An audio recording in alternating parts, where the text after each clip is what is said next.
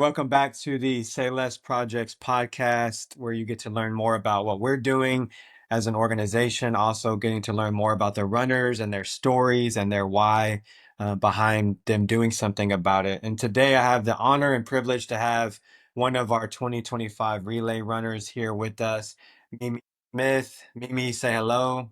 Hello. Hi, everyone. Thanks so much, Vince, for having me on.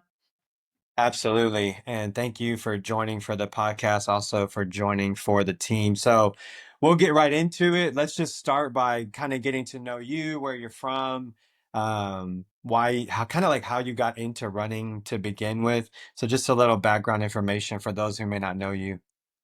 Yeah, absolutely. So my name's Mimi Smith. Originally, I am from Chicago, Illinois, but I moved down to Dallas, Texas back in the fall of 2022 after graduating physical therapy school and landing a residency position at one of the hospitals down here. I have actually been a runner pretty much all of my life. I started running, I think, in the seventh grade, and ran all through high school, ran at Wake Forest University in North Carolina. And then I started my marathon journey a little bit before moving down to Dallas, but really got into long distance running, which is kind of my specialty right now. I've done 5 marathons, and I'm training right now for the Boston Marathon in April. But one of my marathons included the Olympic trials. So I'm a fairly experienced runner, especially from my college experience and everything, but have really enjoyed all of the communities in Dallas and the running community, including the Oak Cliff Run Crew. And it's been a great way to meet people and feel like I have a family down here, being so far away from my original home. I love that. Would you say, what kind of sparked you from wanting to go from like running, which obviously you ran collegiate, but to into like the marathon aspect of running? Yeah, that's a great question. When I was in physical therapy school, I always kept running to run because I always enjoyed running.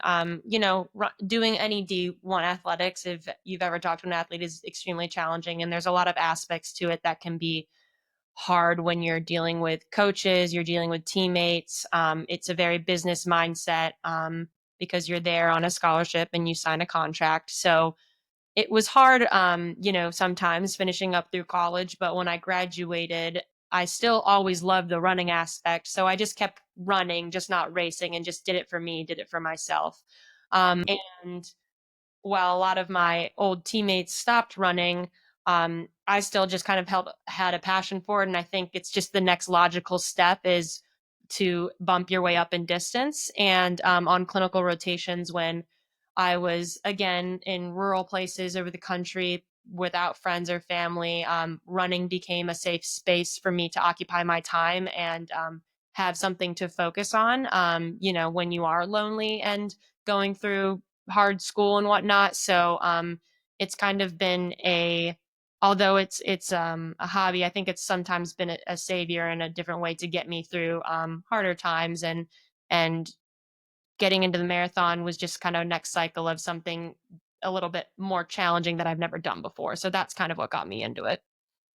Awesome. I love that. What would you say is like one of your favorite memories? Like it could be a race or just or even just a run that you experienced while you were traveling. What would be probably one of the most memorable runs for you to date?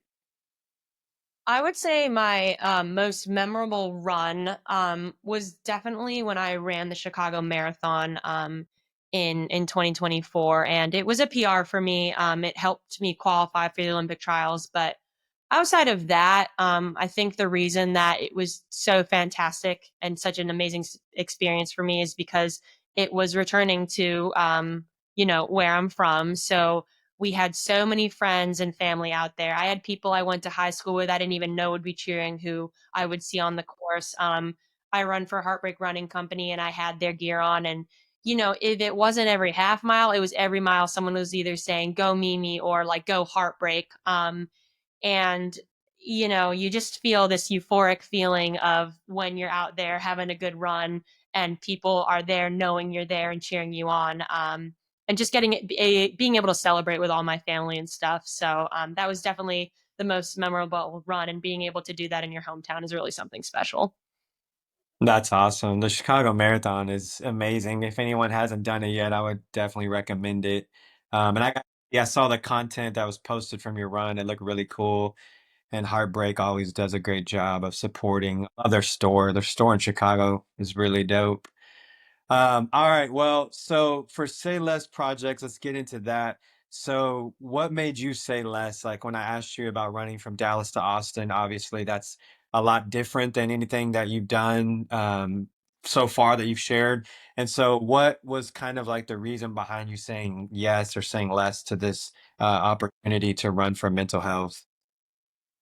So, for mental health, I think a lot of people in our group are bringing their own experiences to the table, and it's all really unique. And I think that's super important because I think mental health can, and whether it's positive or something negative or you're struggling with it, can present itself in so many different ways. And I think one aspect that I bring that I think a lot of people in our group maybe don't necessarily have the experience of is, like I said, I'm a physical therapist, and I work in the hospital and acute care setting with a lot of people who are very, very, very sick. I'm a cardiovascular and pulmonary specialist, so I work in our cardiovascular ICU and step down units. And every day I'm working with people who are struggling to move, who are struggling with some sort of sickness and disease, sometimes as a result of different choices and behaviors in the life, and sometimes just unfortunately really bad luck on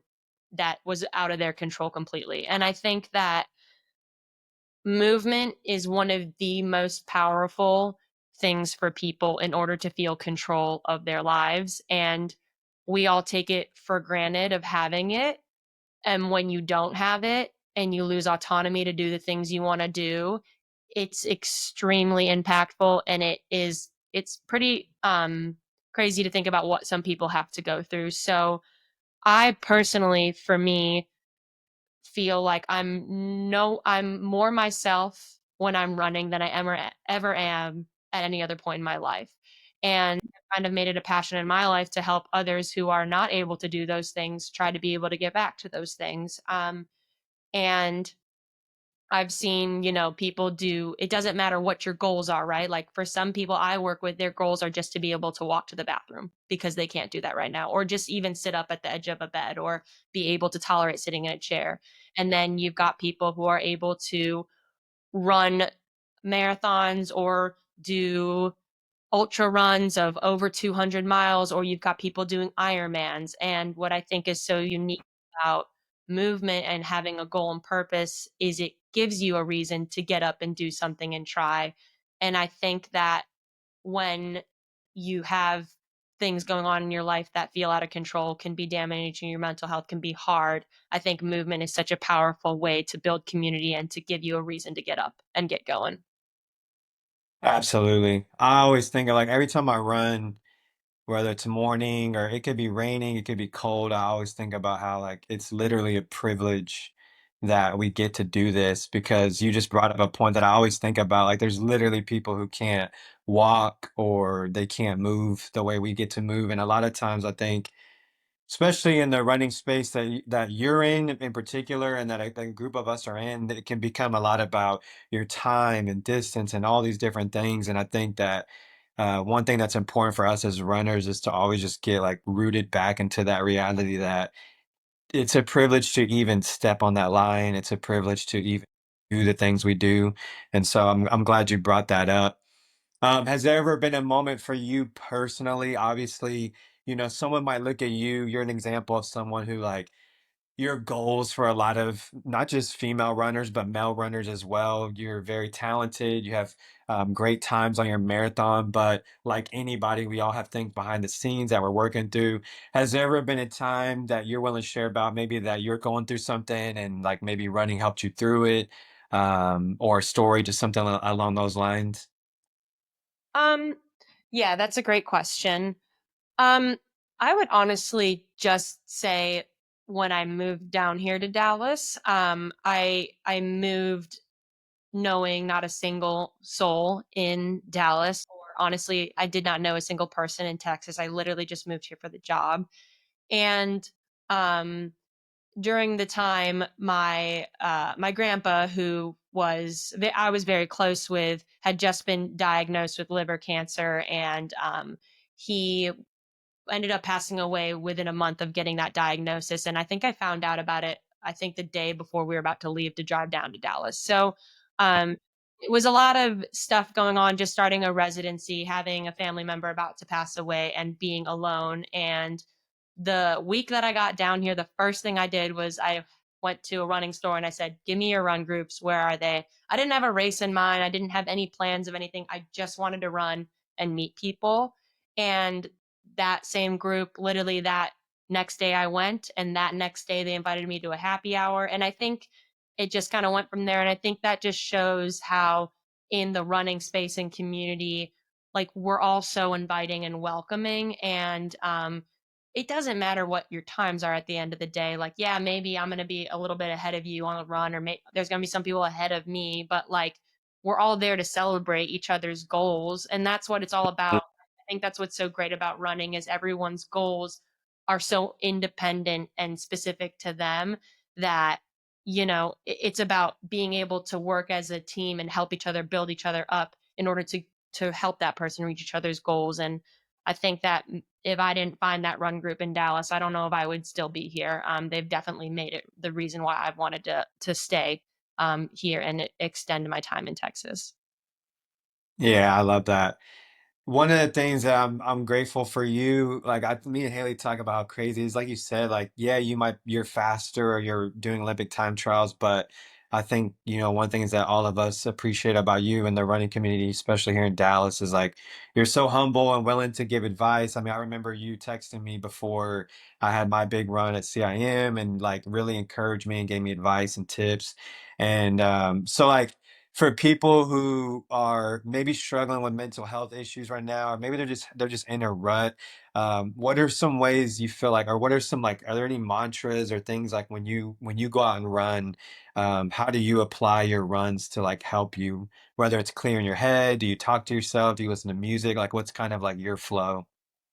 Yeah, I definitely do a bit of both. I like to run with people, and I like to listen to music. I honestly listen to audiobooks sometimes just to be able to get the mileage in that I do. And I think you know a mantra that I carry with me. That's such a good question. I think one thing I like to tell people, and this is hopefully for everyone who's listening, something that they can carry with them, is like training is like a fingerprint.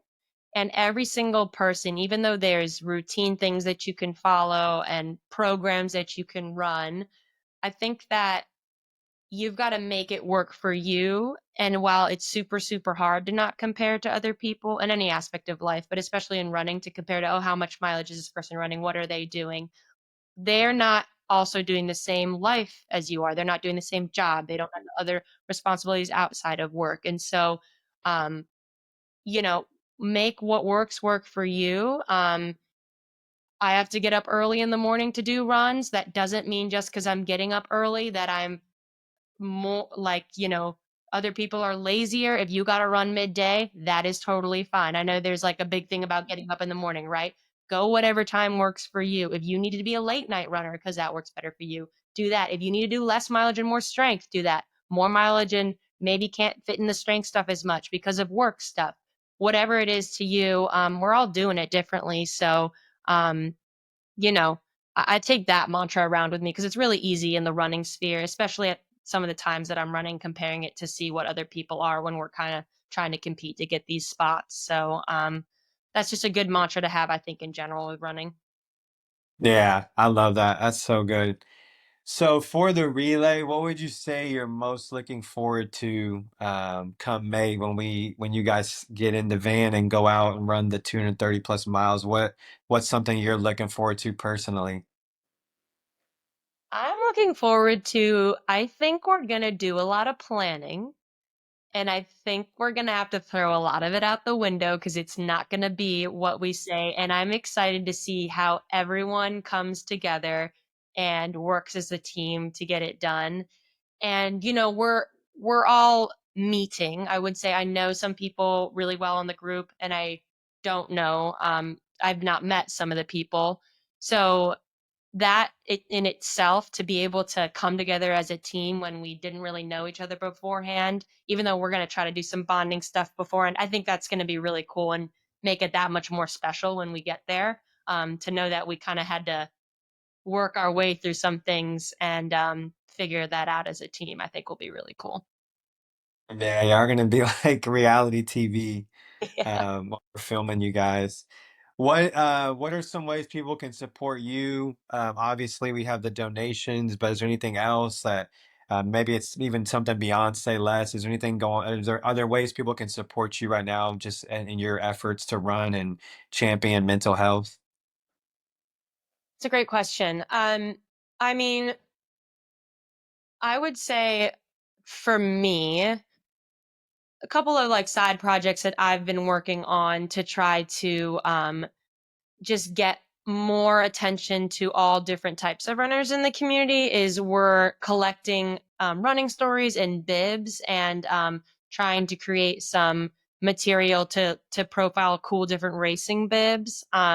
So we're called Tracking the Distance, and we quite literally want anyone's story. Honestly, even if you don't finish the race, but you have a good story about it, someone's going to learn that. And I think um, to be able to show all different types of people's experiences. Just in general, if you see me running around Dallas, I meet a lot of people. I don't always remember names, so don't be afraid to come up to me and say, "This is my name, hi," and I'll try my best to remember. But I just like talking to people around and getting to know them and trying to be more a part of this community that I'm trying to make officially like my home and stuff. So Yeah, for sure. Glad you brought that up. I love that idea that y'all came up with for that. It's really cool. Last question. After this relay is over, how do you see yourself continuing to carry this mission of championing mental health?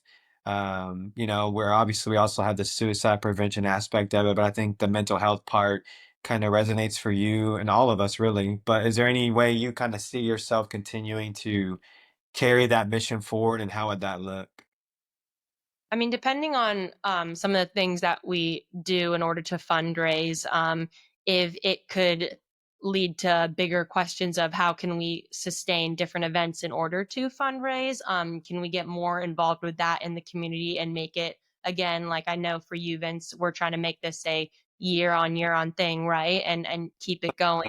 So I think in the first couple of years with everyone trying to see how everyone can bring their own individual aspect into raising money and awareness. I know some of us, like I'm sure you're gonna, talk with Vicky on here soon. She does Pilates, so how can she use that in order to bring community events? And just in general, we've got different people in our circle who are so involved in the community. I think that's something that I would like to be a little bit more involved in. And I think for me personally, the best way I can help improve conversations around mental health and just movement and mobility in general is through my own platform and, raising awareness and talking to people about how you don't need to be doing anything crazy. I'm just a regular person working a full time job and setting these goals so you can too. And how can you do that to work through your life and help you reach those goals? So that's probably the way I can help out the best. Awesome. I love it. Well, before we go, I just want to say thank you and acknowledge you as one of the relay runners this year and for volunteering and for raising funds for Say Less Project. It means a lot to not only me, but to all of those who are working on this and trying to do our best to just break stigmas and help people have conversations and spark motivation for others. And I just want to say thank you for being such a great human and leader and person in the running community here in Dallas and beyond. And we are wishing you the best in Boston. I'm excited for you and what you're about to do there. And I can't wait to see you run with the others. So thank you so much. And we will see you soon. Yep. Thanks so much, Vince. All right. Talk to you later. Bye.